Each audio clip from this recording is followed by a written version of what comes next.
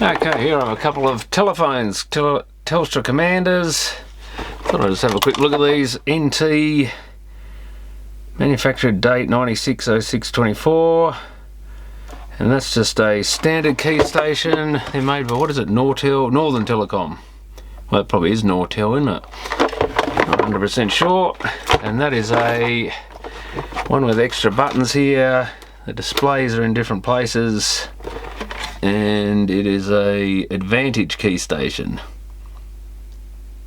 So I don't know much about these things. Looks like those stands come off. Whoop! And you can see the original colour it used to be under there. Whoops, I might have busted that one a little bit. And it's got some sort of connector under there. But these are like $2 each, so I thought I'd grab a couple for my... I'm collecting a few different phones. And it's just a bit of tape. So what was the date on that one? I assume same sort of era. Oh, 97, 08, 11. So maybe a little bit newer. I thought it'd be interesting just to have a look inside and see what's actually in these things. Of course the cords are all tangled up and stuff. At least the cords are in fairly good condition by the look of it, although they're just a standard one you can pull off. It's got something rattling around in the stand as well by the sound of it. Not surprising. There's sort of one that just suddenly lets go. Well, it can do. Yeah, that one's busted off as well already. So maybe that's the thing with them. Probably haven't been looked after the best since they're only someone's junk. Oh, I need that off, don't I? Because I might as well have a quick look and see what's inside these things. I doubt there's much in these modern ones, but looks like it's got something about 24 volts DC at 1/4 amp.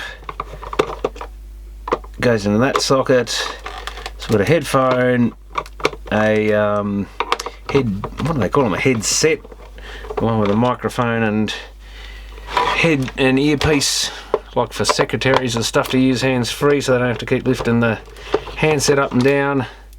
They just wear it all day. And the other one I assume goes to the Commander phone system. I'm not sure what was it, an NT? I'm not sure what the main unit looks like for these. But I get a feeling I've got a great big thing somewhere. I think it was something to do with an NT, or oh no. Well, that's handy, the whole keypad just falls to bits. Good design, people. So there's really even less than I thought in here. We've got a Thailand speaker, that must be your hands-free and probably ringer. That's Mitsubishi on there. Oh, that's the display, is it? We've got another display from Japan there, so that just all falls to bits. We've got Northern Telecom in there. Nortel Korea chip. I thought there'd be something like this, there's just nothing in them anymore, and there's the microphone there. Some sort of little inductor type thing. What is that little... Is that for one of the... Oh, that's for the hook switch.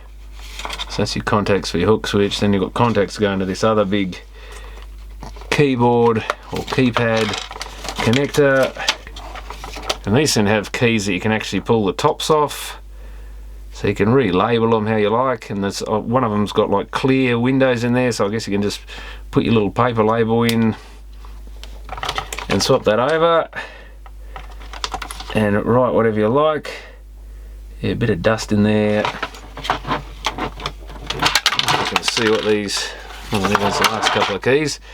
Good thing I've got some other ones to check. I can't really see. I'm not sure if that's a dot matrix type display. Because normally these are designed so that you can customize what the display says. It just comes up with different customizable text, I guess. And yeah, they really need a good bit of retro brighting and cleaning. They're pretty poor condition, as is often the case. That display, I guess, just lifts out of there as well. Oh, that's actually attached to the membrane keypad part. And again, I can't see anything in there. Oh, I can just... Oh yeah, that's a dot matrix display. I can see the 2-row... I guess that's a 16 by 2 or something there. probably tells you what your incoming calls or outgoing number information is. The other ones should tell you something about all these. I guess they were memory keys, or they were lines and holds and whatever. But if you're ever going to clean one of these up, you'd want to get all these keys out anyway. The keys surprisingly don't seem to be in need of a retro bright, so they may be made out of a better plastic or something. Absolutely filthy, a lot of them. Might be a good chance. Let's see if we can actually clean those things.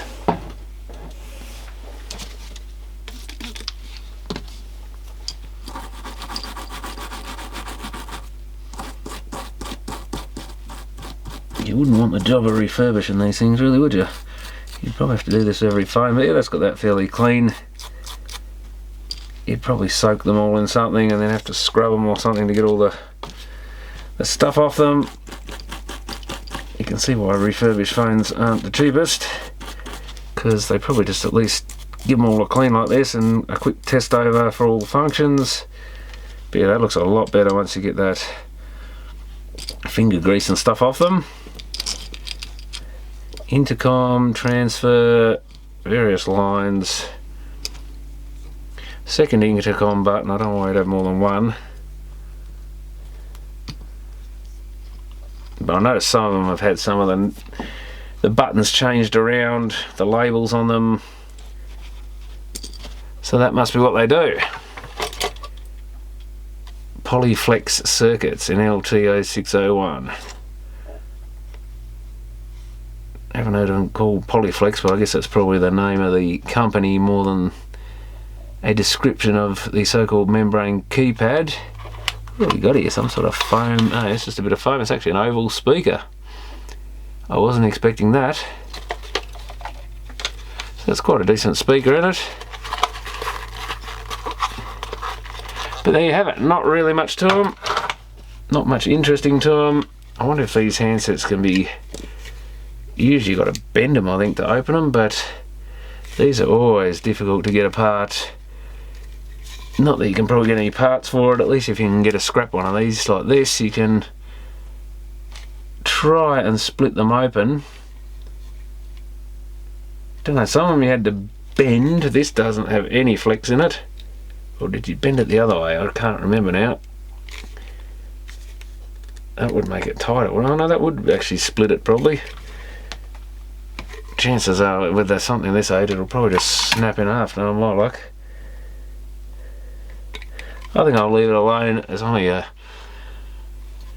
little speaker thing in there and probably an electric microphone in there, plus your socket and a couple of wires and maybe a piece of metal to give it a bit of weight, because this has got a decent amount of weight for a plastic handset. It's quite heavy up that end. It's not well balanced really, but yeah, as soon as I go there, it's all the weights at that end, which probably is fine when you got it up against your head. But anyway, thanks for watching. And yes, I did put it all back together.